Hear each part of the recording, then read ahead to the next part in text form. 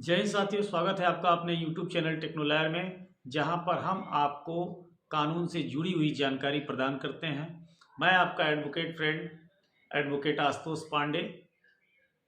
आपका पुनः स्वागत करता हूं। आज हम लोग एक ऐसे कानून के बारे में बात करेंगे जिसका CRPC में कोई जिक्र नहीं दिया गया है।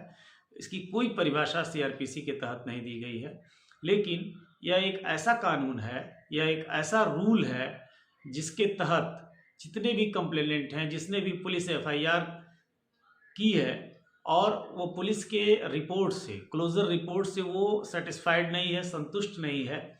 उसके लिए ये कानून इतना इम्पॉर्टेंट है कि वो इस कानून के तहत दोबारा से विवेचना करा सकता है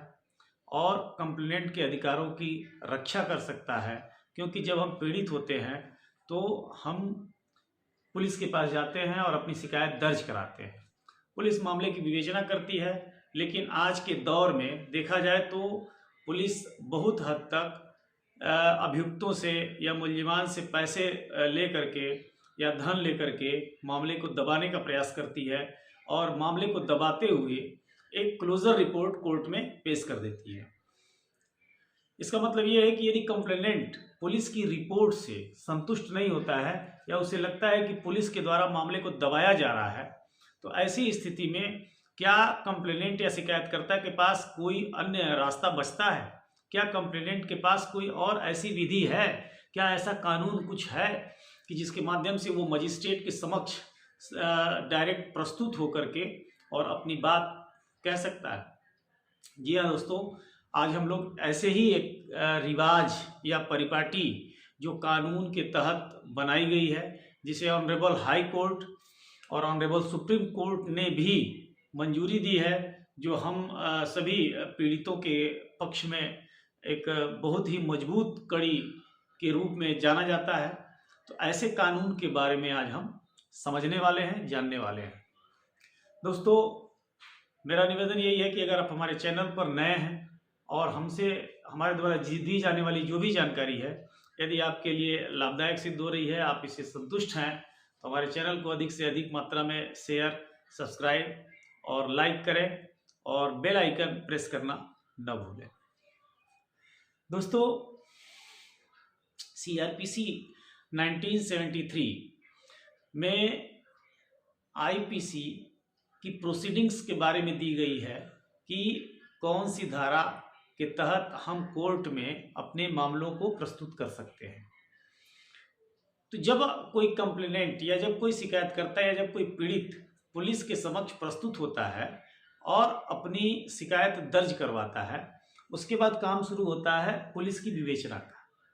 मामले को संज्ञान में लेते हुए एक पुलिस अधिकारी एक इन्वेस्टिगेटिंग ऑफिसर की नियुक्ति करता है। थाने में मौजूद किसी SI रैंक के अधिकारी को, जो SI होता है, सब इंस्पेक्टर होता है, उसे IO का वर्क सौंपा जाता है। वो शिकायतकर्ता और उससे जुड़े हुए अभियुक्त दोनों की ही आसपास या घटना से संबंधित जितने भी लोगों का नाम उसमें आया है, या उसके घर या उसके ऑफिस या जो भी घटना का क्षेत्र है, उससे जुड़े हुए लोगों से जानकारियां इकट्ठे करता है और इकट्ठी करने के बाद CRPC 1973 के सेक्शन 169 के तहत अपनी जांच पूरी करता है। जांच पूरी करने के बाद दोस्तों, वो CRPC 1973 के सेक्शन 173 के सब क्लास 2 के तहत अपनी रिपोर्ट न्यायिक मजिस्ट्रेट के समक्ष प्रस्तुत करता है। ये तो हो गया दोस्तों प्रोसीडिंग्स। लेकिन पुलिस के द्वारा जो रिपोर्ट प्रस्तुत की जाती है ऑनरेबल कोर्ट के समक्ष, उस रिपोर्ट के आने के बाद एक इम्पॉर्टेंट चीज मैं आपको बता दूं। पुलिस ने जब विवेचना कंप्लीट कर लिया और विवेचना कंप्लीट करके जब न्यायिक मजिस्ट्रेट के समक्ष प्रस्तुत कर देती है पुलिस, उसके बाद केस में कुछ नहीं रह जाता है। केस में कुछ नहीं रह जाता है। इसका मतलब यह है कि पुलिस ने विवेचना कंप्लीट कर ली और विवेचना करके रिपोर्ट प्रस्तुत कर दी, और पुलिस की रिपोर्ट में यदि यह लिखाया गया कि साक्ष्य, जो घटना हुई है या अभियुक्त के विरुद्ध व्यापक साक्ष्य उपलब्ध नहीं है, यानी satisfactory evidence is not available in this event or available in this offense, so the case is closed by the police। यानी कि अगर पुलिस ने ये कहा कि मुझे इस विवेचना में इस घटना के कोई साक्ष्य नहीं मिले हैं, तो वो केस न्यायालय में प्रस्तुत होता है, जिसे हम आम भाषा में एफआर लगना कहते हैं, फाइनल रिपोर्ट लगना कहते हैं। इसके बाद अगर कंप्लेनेंट को लगता है कि पुलिस ने किसी भी तरह से प्रभाव में आकर के या पैसे लेकर के या किसी भी तरीके से उसने मामले को दबाने का प्रयास किया है, तो वो क्या करता है, एक विरोध याचिका अपने संबंधित कोर्ट में दाखिल करता है। विरोध याचिका को इंग्लिश में दोस्तों प्रोटेस्ट एप्लीकेशन कहा जाता है। इस प्रोटेस्ट एप्लीकेशन का सीआरपीसी में कहीं कोई जिक्र नहीं दिया गया है। इस प्रोटेस्ट एप्लीकेशन की कोई परिभाषा सीआरपीसी में नहीं दी गई है। इसमें सिंपल एक एप्लीकेशन फॉर्मेट होता है, जिसमें ऊपर न्यायालय का नाम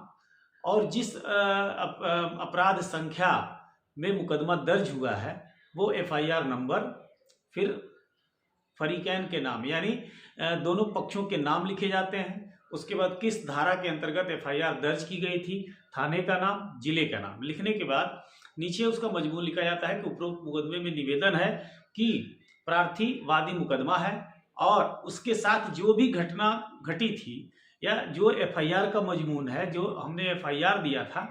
उसका पूरा डिटेल देते हुए लास्ट में हम ये जरूर लिखते हैं कि पुलिस ने मामले की विवेचना एक पक्षीय रूप से की है और सही तथ्यों को छुपाने का प्रयास किया है, या हो सकता है कि सही तथ्यों तक पुलिस न पहुंच पाई हो, और विवेचना से संबंधित जो इम्पोर्टेंट डॉक्यूमेंट्री एविडेंस हैं वो ऑनरेबल कोर्ट के सामने प्रस्तुत करने होते हैं। जैसे हमें मान लीजिए हमने एप्लीकेशन दिया कि मुझे मार लगी और मेरे कान की हड्डी टूट गई, मेरा हाथ फ्रैक्चर हो गया था, मेरे सर में चोट है, और पुलिस ने इन सब चीज़ों का जिक्र यदि अपने फाइनल रिपोर्ट में नहीं किया है, तो आप अपनी मेडिकल ऑनरेबल कोर्ट के सामने प्रस्तुत करेंगे। प्रस्तुत करने के बाद वो याचिका आपकी एक्सेप्ट हो जाएगी। याचिका एक्सेप्ट होने के बाद ऑनरेबल कोर्ट आदेश क्या कर सकती है? ऑनरेबल कोर्ट के पास आदेश करने के लिए होता है कि मामले की दोबारा विवेचना की जाए, पहली। दूसरा ये है कि मामले में अक्यूज्ड को नोटिस की जानी चाहिए, अक्यूज्ड भी आकर के अपनी बात कहे, या उसे एज ए कंप्लेंट एक परिवाद के रूप में, यानी वहाँ पे सरकार, स्टेट जो है किनारे हो जाती है और कंप्लेनेंट यानी जो शिकायत करता है और जो अभियुक्त है, दोनों के बीच में डायरेक्ट मामला आ जाता है। परिवाद उस केस को परिवाद के रूप में ऑनरेबल कोर्ट दर्ज कर लेती है। दर्ज करने के बाद अक्यूज को नोटिस जाती है, सम्मन जाता है। अगर नहीं आता है तो फिर BW, फिर उसके बाद NBW, ये होता है प्रोसीजर। तो दोस्तों इस प्रकार से आपने देखा कि ऑनरेबल कोर्ट ने या honourable high court, supreme court ने कंप्लेनेंट को, शिकायतकर्ता को एक इतनी बड़ी पावर दे रखी है कि यदि आप पुलिस की रिपोर्ट से संतुष्ट, जिससे कहते हैं फाइल का रीओपन करना, फाइल रीओपन कैसे करेंगे इसके बारे में ये पूरी जानकारी थी। फाइल को कैसे रीओपन कर सकते हैं, किसी भी क्रिमिनल केस की फाइल को रीओपन करने का सबसे बढ़िया जरिया है प्रोटेस्ट एप्लीकेशन। लेकिन ये तब तक होता है जब एफआर पे ऑनरेबल कोर्ट ने अपना निर्णय न दिया। ये दो परिस्थितियों में दिया जा सकता है, protest application during the investigation या ओवर द इन्वेस्टिगेशन, यानी कि इन्वेस्टिगेशन चल रही हो, उस समय भी आपको लगता है कि पुलिस मामले को दबाने का प्रयास कर रही है, तो आप कोर्ट में ऑनरेबल न्यायिक मजिस्ट्रेट के समक्ष अपना, या किसी जुडिशियल मजिस्ट्रेट के समक्ष अपना प्रोटेस्ट एप्लीकेशन, विरोध याचिका दाखिल कर सकते हैं। या अगर आपको लगता है कि पुलिस ने एफआईआर लगा दिया है, फाइनल रिपोर्ट या क्लोजिंग रिपोर्ट लगा दिया है, तो उसके बाद भी आप अपना पिटीशन दाखिल कर सकते हैं। और इस पिटीशन के ऊपर ऑनरेबल कोर्ट आपके डॉक्यूमेंट्री एविडेंस के आधार पर एक निर्णय देगा, एक आदेश पारित करेगा, जिसमें पुलिस को यह निर्देशित किया जा सकता है कि आप दोबारा इसे विवेचित करें या विवेचना करके सही तथ्यों को न्यायालय के समक्ष रखें, या उसके खिलाफ फिर से जो है अभियुक्त के खिलाफ पुनः कार्रवाई करने का आदेश हो सकता है। तो दोस्तों यह एक बहुत बड़ा ऐसा मतलब इम्पॉर्टेंट पॉइंट है जो कि हमारा कानून तो नहीं है, लेकिन कानून की परिपाटी बनी हुई है, और इस परिपाटी और रिवाज के माध्यम से कंप्लेनेंट को एक बहुत बड़ा पावर दिया गया ऑनरेबल कोर्ट के द्वारा, और इस पावर का प्रयोग करके हम अपने शिकायत को मजबूती से, इसमें एक लाभ और होता है, कंप्लेनेंट जो होता है वो केस बनने से पहले ऑनरेबल मजिस्ट्रेट से या जुडिशियरी से नहीं मिल सकता है, लेकिन अगर वो विवेचना की जा रही है या विवेचना कंप्लीट हो गई है, तो विवेचना कंप्लीट होने के बाद यदि वो संतुष्ट है तो सीधे मजिस्ट्रेट से अपनी शिकायत दर्ज करवाने का एक बहुत बड़ा साधन है। ये पीड़ितों के लिए जो पीड़ित है, जो कंप्लेनेंट है, उसके लिए एक बहुत ही महत्वपूर्ण कड़ी है। हम सभी नागरिकों को इसके बारे में अवश्य जानना चाहिए कि अगर पुलिस कहती है कि आपके केस में कोई दम नहीं है, मैं फाइनल रिपोर्ट लगा दूंगा, और आपको लगता है कि आपके केस में दम है, आपके पास डॉक्यूमेंट्री एविडेंस है, और उस एविडेंस के आधार पर आप न्याय पा सकते हैं, आप पीड़ा पहुंचाने वाले व्यक्ति को या अपराध करने वाले व्यक्ति को दंडित कराना चाहते हैं, तो यह एक बहुत महत्वपूर्ण कड़ी है। उस एविडेंस के आधार पे आप सीधे न्यायालय जा सकते हैं, आपको पावर दिया गया है according to protest petition, protest application या विरोध याचिका के माध्यम से, और आप अपनी विरोध याचिका के माध्यम से पुनः उस अभियुक्त को दंडित करा सकते हैं। दोस्तों, आज की वीडियो में सिर्फ इतना ही। अगली वीडियो में हम पुनः मिलेंगे किसी एक नए टॉपिक के साथ, जो निश्चित रूप से आपके दैनिक जीवन में या आपके जीवन में काम आने वाली हो। तब तक के लिए धन्यवाद। जय हिंद।